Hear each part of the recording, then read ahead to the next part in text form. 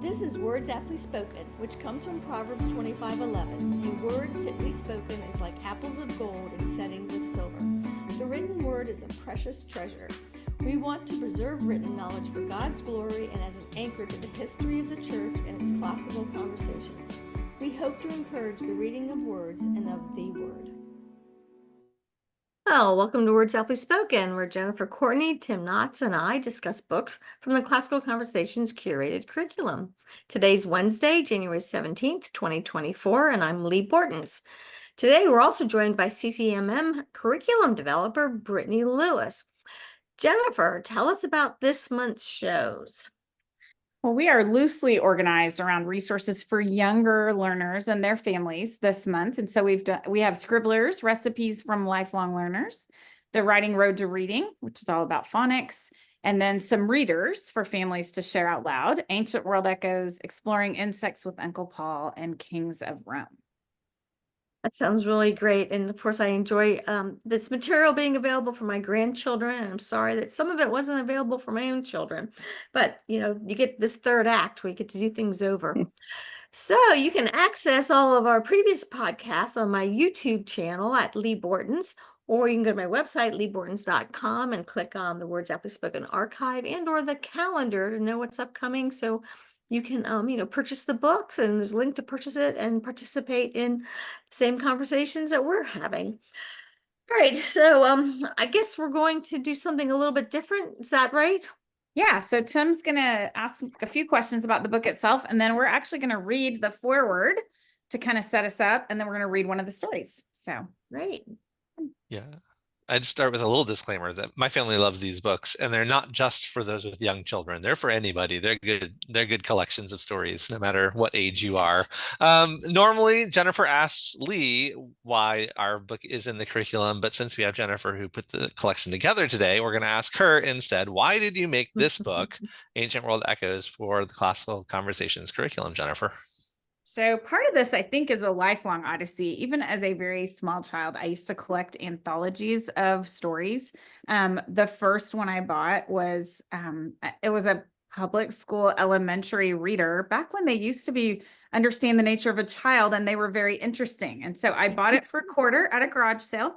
And it had stories from Arachne's weaving contest to the life cycle of frogs. And I just remember being charmed by all the things that I could learn about in this book. And so as I, got involved with Classical Conversations and was homeschooling my own kids, I realized that some of these stories that we need to preserve and pass down were actually being lost, and that these would make a great thing for us to do with our kids in the morning to read aloud. And so we started talking about preserving these great stories from a number of sort of genres of stories. So that's kind of how this series was born.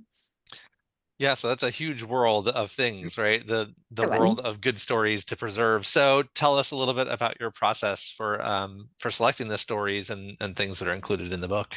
Yeah, so we kind of wanted to loosely connect them to Foundation's geography and history.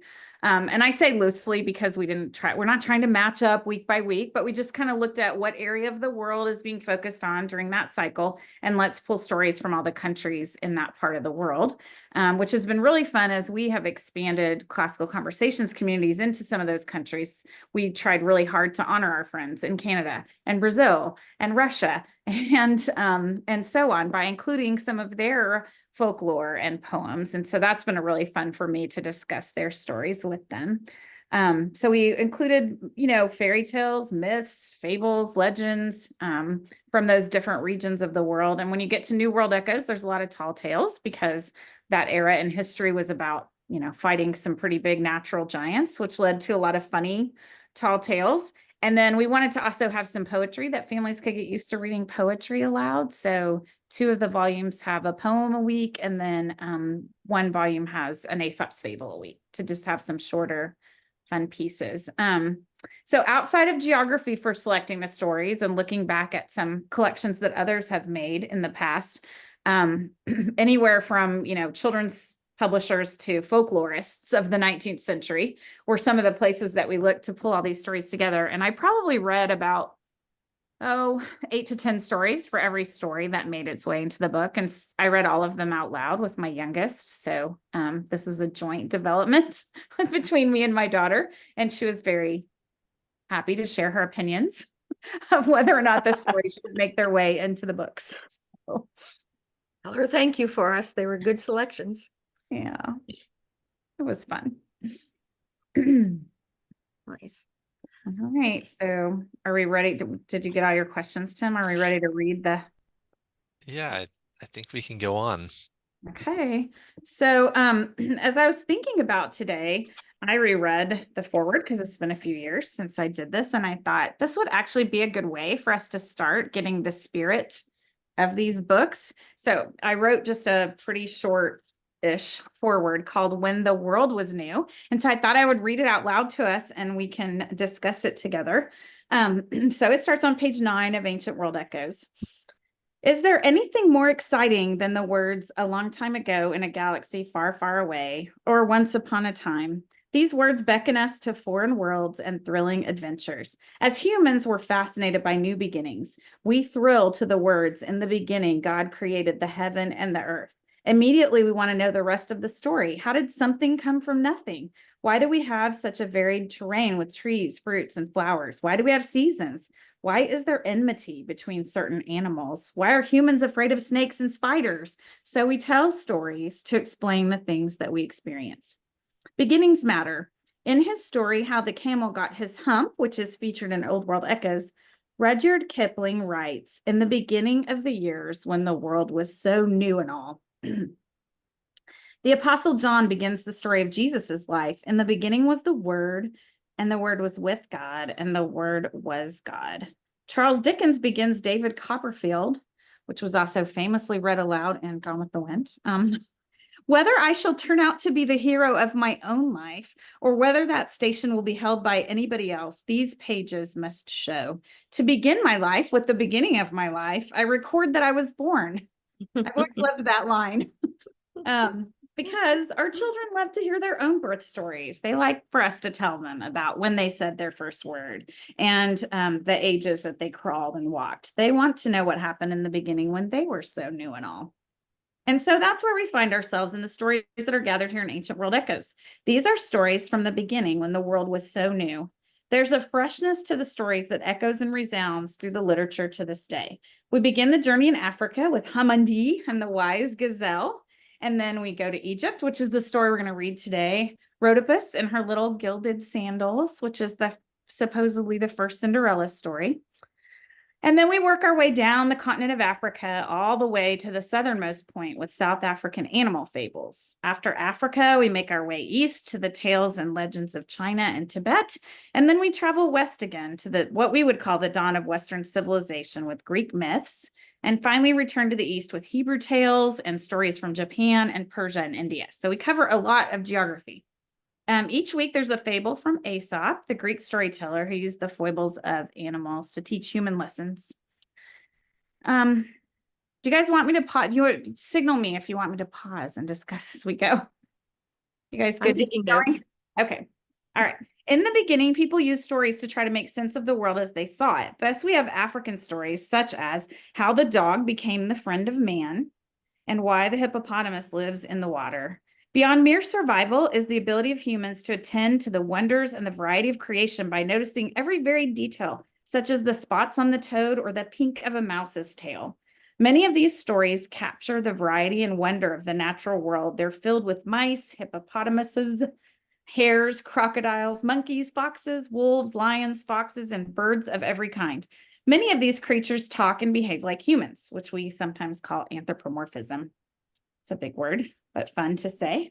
Just like us, these animals experience jealousy and they quarrel, they make mistakes and bad decisions and get into difficult scrapes. They sometimes learn from their mistakes, and we almost always learn from reading about them. Our activity of sharing these stories goes beyond learning important life lessons. A fundamental act of worship is to have eyes to see and ears to hear the natural world and to ponder the attributes of the Creator that are thus revealed. In the end, noticing the spots on the toad is not far removed from the activity of studying the properties of a collapsed star or a subatomic particle. Mm. And I'm going to butcher this guy's name. It's Mitchell Kalpatchian. He's one of my favorite writers. And this is from his book, The Mysteries of Life in Children's Literature. Heaven is on earth in the form of gifts like the color and perfume of the rose, the ethereal beauty of the nightingale, and the miracle of human love. Yes, it is present even in the spots on the toad. These mysteries revealed are worth our pursuit. We can also lament our human failings and celebrate our triumphs. By reading a story like Daedalus and Icarus, we remember that we have limits. We're not made to soar too close to the sun. At other times, we surpass what we believe to be our abilities. By reading about Damon and Pythias, we remember that we actually can love enough to lay down our lives for our friends. Sometimes we just need a bit of nonsense and fun to remind us that God himself has a sense of humor. We need to smile together by reading about the wonderful tea kettle that transforms into a badger and brings good fortune to its owner. We need to laugh about Master P. The P who comes to life as a boy, has many adventures, and brings comfort to a childless couple. We need to be reminded of the blessings of harmony in families and communities by reading a story like The Quarrel of the Quails. We need the humility that comes from realizing the dangers of self-love by reading The Curse of Echo. Sometimes we need strength for the daily struggles. Ever since Adam and Eve sinned in the Garden of Eden, there's been conflict between man and the natural world. The brambles and thorns have grown, and man and beast alike must often battle with the elements to survive. The stories in this volume give us courage to do just that. They celebrate the unique gifts given to all humans, clever wits or swift speed or miraculous strength. Yet at many times they are also peppered with supernatural gifts and saviors. They remind us that we are simultaneously commanded to work to our utmost and that we are all in need of a savior, that we occupy that middle space between the crawling animals and the heavenly angels. For children who are still full of wonder, the wall between the visible world and God's invisible realm is still somewhat porous.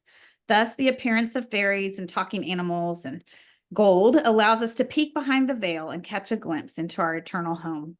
Deep in our souls, we humans seek truth, goodness, and beauty. These transcendentals are sometimes recognized and understood by their opposites, falsehood, evil, and ugliness, but they're always present in the created world. They are mediated to humans by the stories passed down through varying cultures. Often, the more fanciful the settings, characters, and plots, the more clearly the truth is revealed. This book, to Tim's point, has been written for all ages of the family to enjoy together and even for multiple generations. C.S. Lewis once famously quipped that no book is worth really reading at the age of 10, which is not equally and often far more worth reading at the age of 50. And that's from his book of Other Worlds. So I do claim that both the lessons and the enjoyment contained in these pages is for all of us. After all, think on these words of Jesus.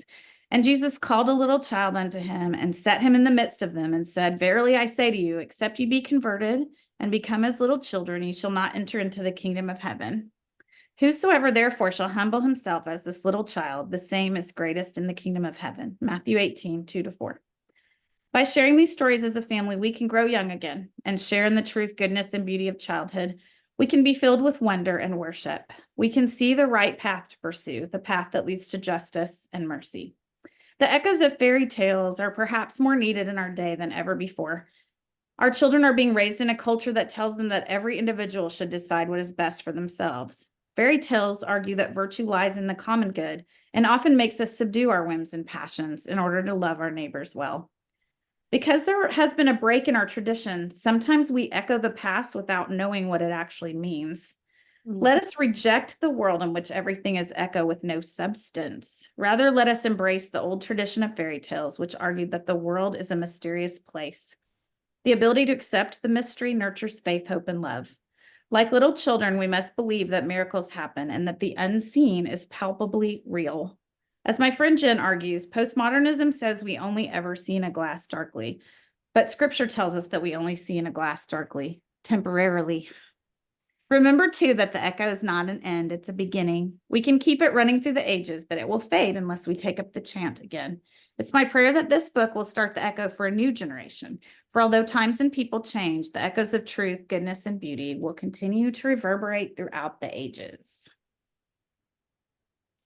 Well done, Jennifer. Thank you very much. Thanks. Both for writing that and reading that so very, very well.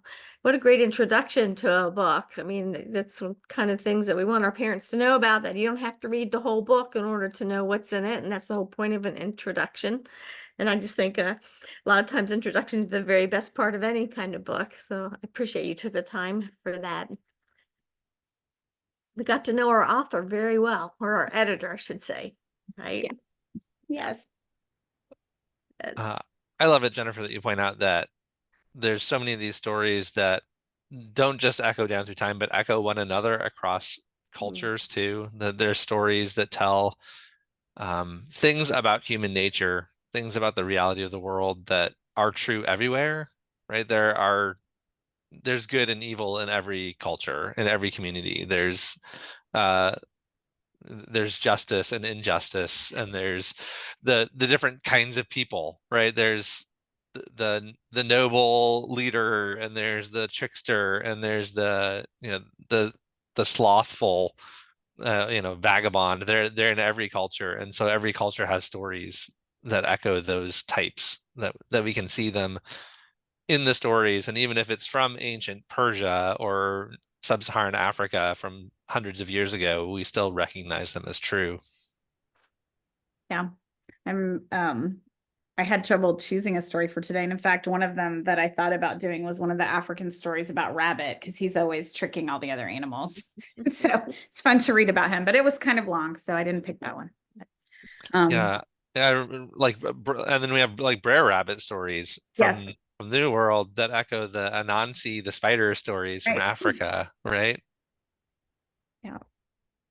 And it's sort of a palpable application of what C.S. Lewis is arguing in A Mere Christianity about universal morality. So I just had that conversation with my Challenge 4 class yesterday. I couldn't help but think about our Ancient World Echoes conversation. These stories show that what he's arguing is true, that we're not that far apart when it comes to what we believe is right.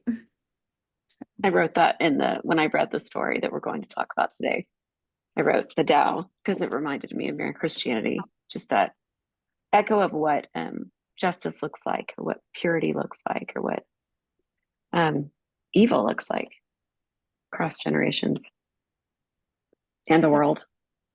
Years ago, when we were working on either the question or the conversation, I was reading a lot about literature, and I cannot find the source of this, but I read an article about children who are in difficult life circumstances, that when asked, they prefer reading fairy tales and myths to reading about modern day children, because they need to know that there is the possibility for justice and mercy. And those stories give them that hope in a way that reading about kids who are in their circumstances is not helpful or comforting. So that's really stuck with me.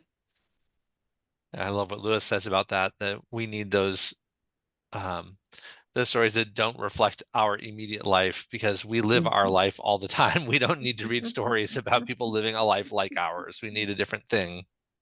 Yeah. Right. Such a great way to develop empathy and to try and love our neighbor better. Well, and just to know that that's been a struggle everywhere, anytime. Right. So, all right, well, so before we keep discussing, I'll go ahead and do our ad. We want to thank classicalconversationsbooks.com, where the books discussed can be purchased. We have the entire 2023 Words Aptly Spoken calendar at leebortons.com in the archives, as well as the 2024 calendar of our upcoming episodes. So feel free to visit there and purchase the books that go along with each of these discussions. And have your own book club.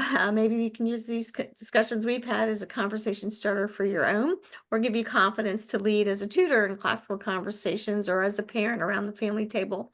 So thanks for participating with us. Next week, we're going to discuss Exploring Insects with Uncle Paul by Jean-Henri Fabre. How do you say it, Jennifer? Fabre. Fabre. And of course, we published that through Classical Conversations Multimedia. And I just really look forward to talking about bugs. Yeah. So thanks for doing that for us.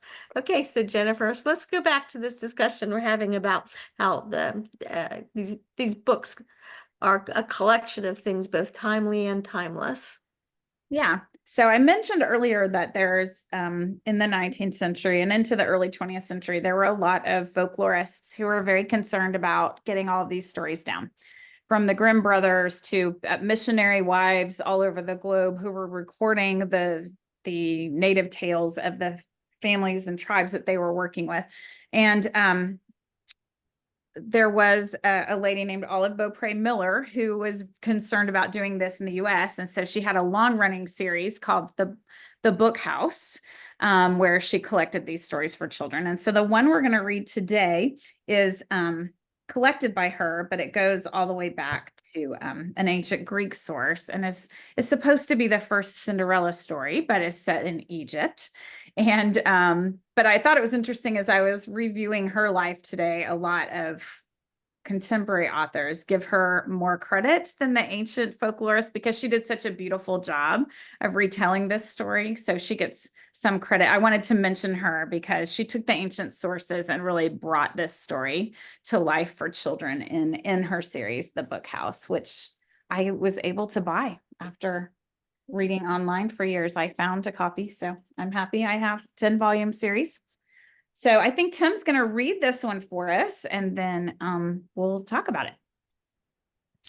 Yeah, this is great. And if you don't own the book, it has some beautiful pictures and illustrations in it. And you can tell that the printing is really nice and has some loveliness to it too. So if you have new readers in your house and you aren't just doing read aloud, they'll enjoy looking at the beautiful book as well as the contents of the stories. So this is Rhodopis and Her Little Gilded Sandals, an Egyptian fairy tale retold by Olive Beaupre Miller. Hear, O youth, it happened once that Rhodopis, the rosy-cheeked, came down through the palm groves to bathe in the river Nile. Beautiful as the dawn was Rhodopis. Her mouth was pure of evil speaking. Her 2 hands were pure of evil doing, and her forehead shone with the light of the double truth. Amid the papyrus reeds on the bank of the river, she left her pure white garments and a pair of tiny gilded sandals. Then she flung herself lightly on the bosom of old Father Nile. But as she disported herself in those sacred waters, lo, there came flying toward her a mighty eagle. Above the papyrus reeds he hovered, and spied among them the gleam of gold. Down to the earth he swooped, seized one of the beautiful gilded sandals, and soared up again to the heavens. Rhodopis cried out and stretched forth her arms, but already the eagle was lost to sight in the bright beams of Ra, the sun. Now it chanced that at that very hour there sat before the temple of Ptah in the great square of the royal city of Memphis the king himself, administering justice, on his head the crowns of Upper and Lower Egypt. Before him came one dragging a poor peasant bound in chains. This fellow will not pay his tax of 1/10 of his harvest to thy royal granary, said the tax collector. The peasant fell on his face before the king. Hail unto thee, great Lord of truth and justice, he cried. Worms destroyed the half of my wheat. Swarms of rats laid waste my fields. The little birds pilfered, and the hippopotami ate the rest. At such a time came thy tax collector to demand the royal tax. When I made answer that I had no corn for myself, and hence none to give to thee, there came the keepers of the doors of thy granary with cudgels. They threw me full length upon the ground, bound me hand and foot, and dragged me here to thee. My wife they cast into chains, my children likewise. Justice, O king, justice! The king rose up with flashing eye and outstretched hand. Thou hast committed iniquity, he cried to his tax collector. Thou hast oppressed the poor. The tax is for those to pay who have wherewithal to pay it. Thou shalt serve me no more. Begone! This man shall go free. Then he bade those who held the peasant to loose him, to give him food and drink, and a gift for his wife and children.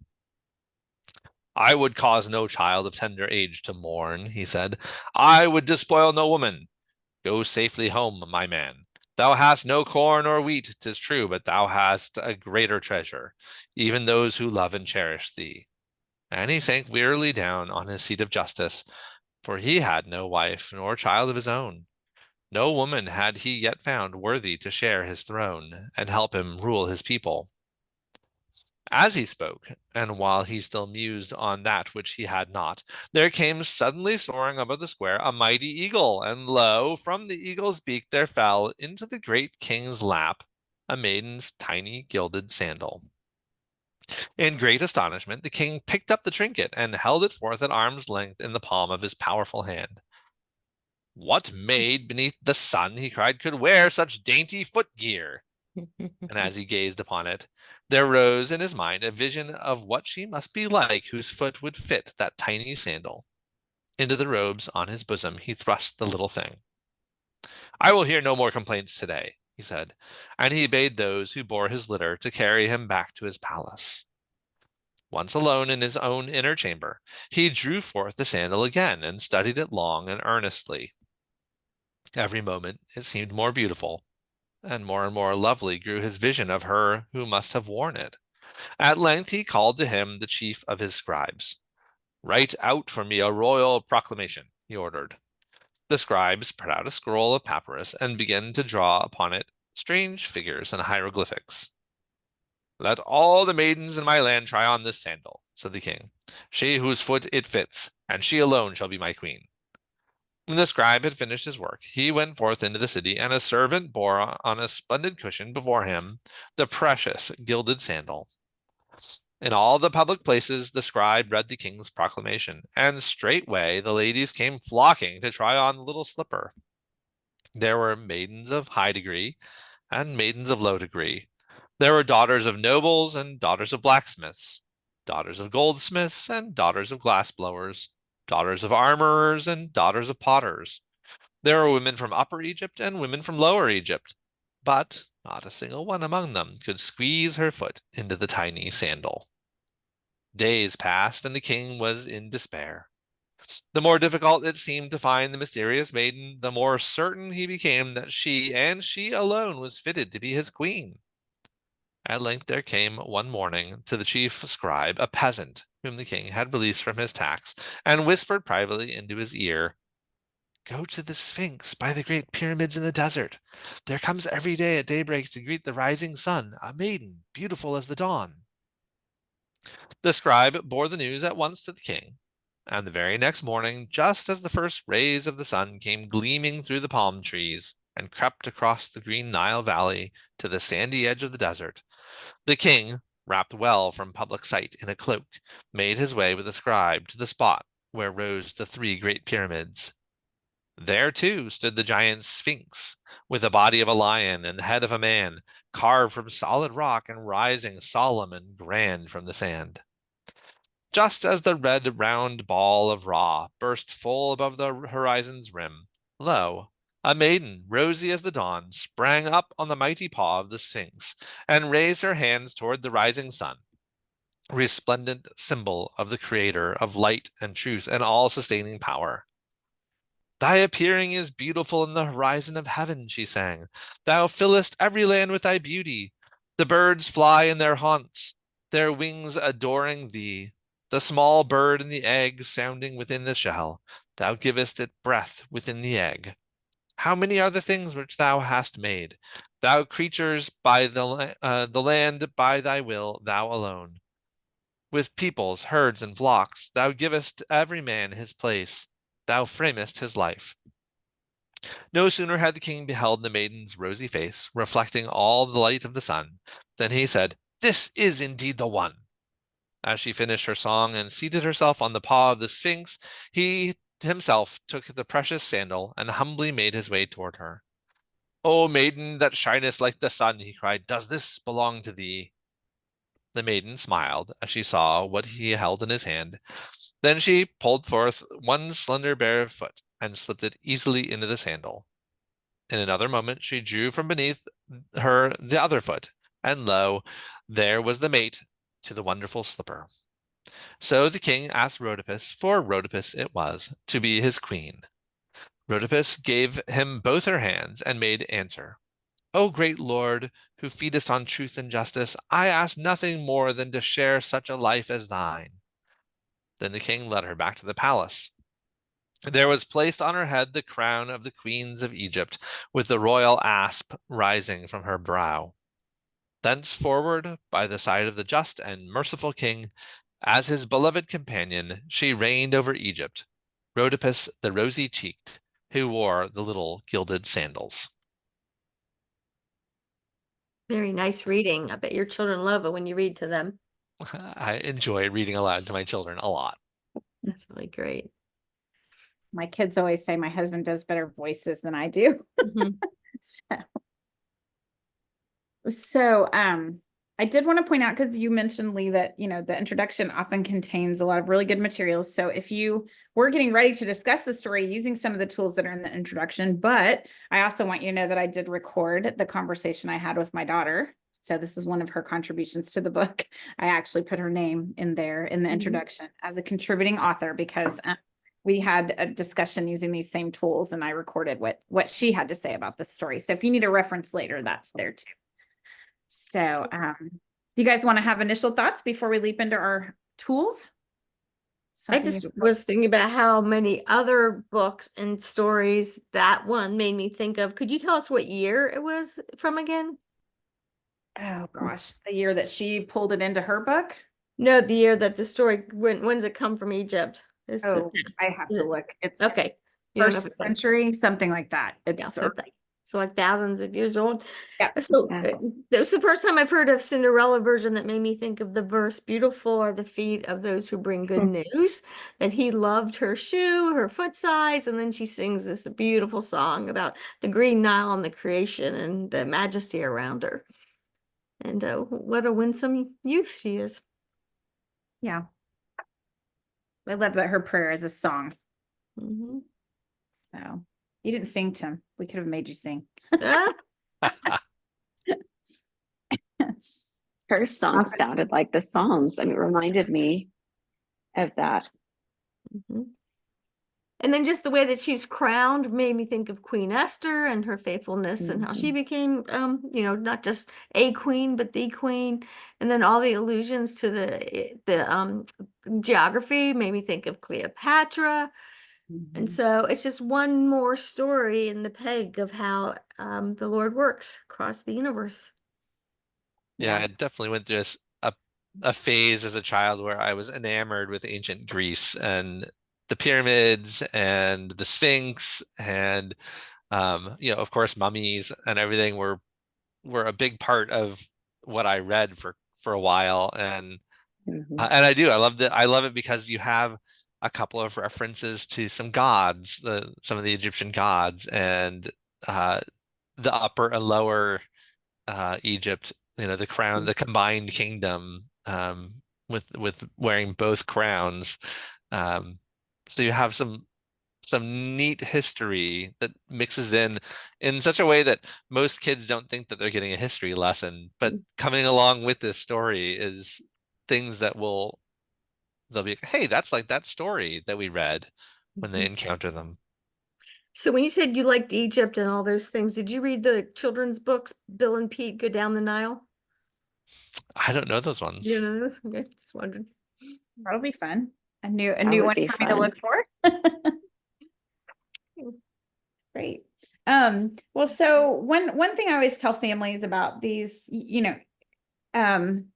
if you get up every morning and you read a chapter from scripture or a story from a children's Bible, and then you read a little story, a literary story like this, or a science story, or a story from history, that can be enough, but everyone always wants to also do something with it. So we'll talk about how to help you discuss, but I do want to encourage you that, if you just have all you have time to do is cultivate the habit of sitting together and enjoying the story, that's good too. Let them build Legos or draw pictures, and they're learning to attend to your story. But you can ask a few simple questions. So I'm going to just practice a few of those on you guys right now so that we give our viewers some tips. So we like to talk about the 5 core habits of naming, attending, memorizing, expressing, and storytelling. So you guys, Brittany, I'll pick on you. Name the characters that you heard in this story. So the first one is Rhodopus. Am I saying that right? Yep. Rhodopus. And an eagle. Yes, good. And the servant of the king who is abused by the tax collector, Yeah. the king himself. I think that's all of them. And what am I missing? I The think you, scribe. oh, the Oh, scribe. the scribe. Yeah, the scribe, of course. I don't think any children would forget the eagle. Adults might forget the eagle. Kids are likely going to remember the eagle. This is very important to the story. So I'm glad that you caught him. All right. Who wants to describe the setting for attending? How would you describe this setting? It's got a Well, couple of settings. yeah, well, that's why I really Mhm. liked her prayer and the song. And right before she starts, the king's not at his palace. He describes that he's outside by the Green Nile, and he can see the three Mhm. pyramids, and he can see the Sphinx.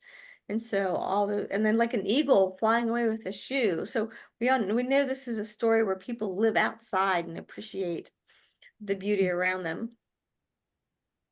Yeah. That makes a nice contrast. And especially that she does sing her Psalm of Praise outside. She's not in the palace when she does that. Mhm.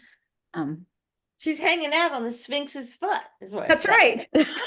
I don't even know if anyone's big enough to do that. I know. She might have needed a ladder, especially if her foot is that Amazing. tiny. She can't be a very big person. So, The so first line describes the setting so beautifully too. It reminded me of Rudyard Kipling. you want to read it? Yeah, hear, O youth, it happened once that Rhodopus the rosy-cheeked came down through the palm groves to bathe in the river Nile.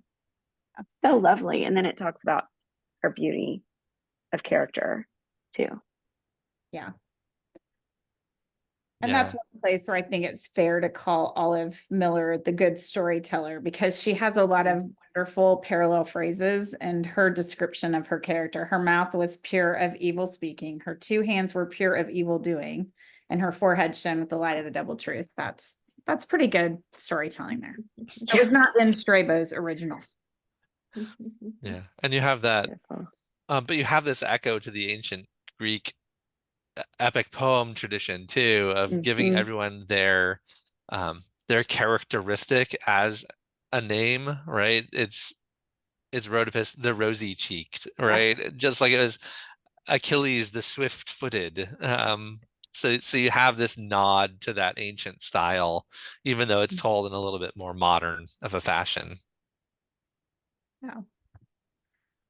All right. So for memorizing, Tim, you get to be next because Lee attended to the setting. So tell us narrate back the plot to us. So Rhodopus is bathing in the Nile, and an eagle swoops down and steals her golden sandal. Meanwhile, the king is dispensing justice outside the temple when a peasant is brought before him by the tax collector for non-payment of his taxes.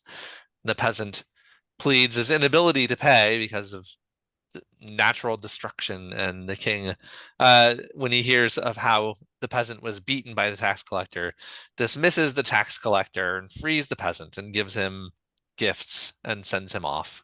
And then in his exhaustion, as he sits, the eagle flies by and happens to drop the sandal right into the king's lap. He becomes enamored of it and searches for the owner, sad in his loneliness of not having a wife, and becomes convinced that she must be the one for him. Searches the whole land via a royal decree, and eventually is told by his scribe, who hears it from the freed peasant, that there's a girl who comes to the Sphinx every morning who's beautiful and must be the one. And sure enough, as he goes and finds her, it is she, and they live happily ever after. Nice. Yeah. So that simple active narration is such an important thing for us to do with our families. If we read a Bible story of, let's say, Joseph and his meeting his brothers in Egypt, just that simple act of having the kids tell us back what they heard. And if you have several of your children at your feet, they can always add the details that someone missed and build a pretty good narration of the original story. And I always tell families are always insecure about what they're doing sometimes at home. And I always say, you know what, when you're reading with your family, you don't need reading comprehension tests. You can read a story together and then have them tell you back the story, and you will know if there's comprehension happening. It's very simple, common sense way to, you know, build those skills in our family. And just a couple of quick additions to that thought. One is there's not really wrong answers as long as they're not misrepresenting the text, right? So there were things I left out that maybe one of you would have included, and that's okay. We're not looking to have every single detail reproduced when we tell back. The other thing is, as I was telling it back, I realized that there was another story that I hadn't thought of that this reminded me of, that included the story of the mouse and the lion. If it weren't for the king doing right by the peasant by freeing him and sending him away, he never would have heard back from the peasant about the girl at the Sphinx. And when I was even reading it the first time earlier today, and now reading it aloud to you all, I didn't hear that until I just narrated back and thought, hey, that reminds me of. So sometimes we make new connections as we're doing that. Yep. Good. Okay, so for expressing, we always say, what are some creative things that you guys would do further with this story if you just had time and it captured your family's imagination? What kinds of things would you have them do to express what they learned? So my grandkids live far enough away that I tend to eat lunch out with them, sometimes after church. You know, sometimes when I'm picking them up and before we have an evening out, or they spend the night. And one of the things I got from one of my favorite movies, which is Hans Christian Andersen, and they've watched that, is we now use napkins around our hands and paint faces on our fingers, and we retell stories while we're waiting for our food. And so this is one way we could retell this story. It'd be so easy to have the eagle fly down and snatch your napkin and various things like that. I love that. I love that. Napkin. I was thinking of drawing because my kids have enjoyed that, and we actually have a how to draw Egyptian things, which was fascinating to some of us in our family for a while. And I think I can imagine that would have been a fun activity, or making something out of clay, or some sort of creative act, a diorama or something. Be fun. It would depend on what interested the kid. Yeah. Particular child. My son would do it out of Legos. I mean, like, yeah. That's exactly what I was about to say. My brother and I would build the setting out of Legos and then reenact the story with the Lego characters after my parents would read aloud to us. Yeah. My kids loved to put on plays. I can see them doing this one as a play with the neighborhood kids. They loved to actually make up playbills and tickets and on the whole thing, and then set up lawn chairs on the driveway. So this would be a fun play. And maybe go do research on what that crown looks like so that they can reproduce it out of paper mache or cardboard. That'd be so cool. And fun. Okay, well, I'm going to move on to comparison, because we keep saying that this is Cinderella. So how is it like Cinderella and different from Cinderella? What did you guys notice? There's a fairy god eagle instead of a fairy godmother. I like that. It might be the only like that too. Fairy god eagle in story. I was wondering if that was well, I guess eagles would have been almost like a god represented, right? As a god in the Egyptians. That's fun. Mia definitely noticed when we were reading it that there's no stepmother and no mean stepsisters. So there's no family for her. Yeah, we don't get to learn about her family. So there's no magic in this one, though there is the extreme coincidence, but there's no transformation of a coach into a pumpkin into a coach or any of those things. It's something that could really happen. And it probably does happen, right? Princes meet peasant girls all the time in stories, and probably in real life too. Hey, how about Kate Middleton? There we go. There you go. Yeah. Right, Grace Kelly. It does happen. does happen. One way that I think they're the same is that and we've mentioned this, is that the two of them are worthy for one another. So Mhm. Rhodopis, by her worshipfulness and her purity, is worthy to be queen, but he is, even more than I think most of the fairy tales we read, he is worthy of her because he deals out justice and mercy. Mhm. Mhm. I think that's a sweet connection here. So And there's also that single-mindedness that in both stories, the prince or the king is meant for her and knows it and is single-minded in his pursuit of her and her alone, even though there's all these other women who come that are daughters of nobles and rich, and they're not distracted from the one that they know that they are intended for. Nice. They both have to work really hard too. I mean, it's a long struggle, difficult one to find a mate like that. yes, and he's I sad and loved that. he knows that he's incomplete. Yeah. Yeah. Great. So our maybe last question. So that was the common topic of comparison, and then we'll do one more, which is the common topic of testimony. So this one interests me in this story because I want to know who gives the king advice and are they trustworthy?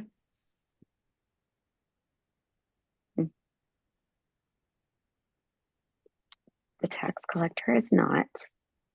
Yes. What's the scribe, right? Mhm. Yeah, I gotta say I didn't get a good sense of that scribe, so I'm not sure if he's trustworthy. Mhm. Did somebody listen better than me? Sometimes, you don't listen so well because you're thinking about other parts that just went by. Well, he proves to be trustworthy anyway, whether or not his character Mhm. was such that he should have been trusted. He does convey an accurate message, and Mhm. but the actual testimony comes from the peasant, right? The freed peasant, Mhm. Mhm. um, Mm. who has goodwill toward the king. Mhm. Right. And so do you think that makes him trustworthy? The fact that he has been blessed by the king? It's good lesson in rhetoric in there. Yeah. I That was- love that oh, sorry. No, go ahead, Brittany.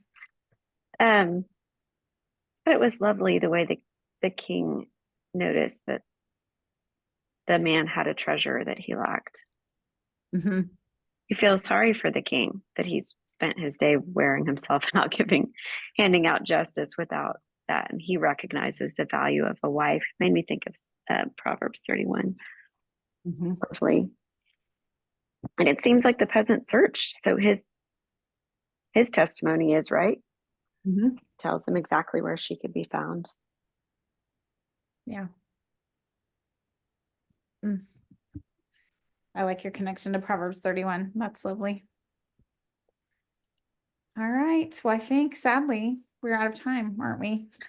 We are, but I'm so happy that all of you were on, and I can't wait till next week when we move to we still got 2 weeks left in this topic, right? Good. We got Yeah. two. So we've got Uncle Paul, and then we'll do Kings of Rome. So we get to read some more great stories. Yeah, we'll have some great discussions next week on how to make science come alive through literature. So thanks, guys. I'll see you then. All right. Thanks. Thank you. Bye, guys. Bye.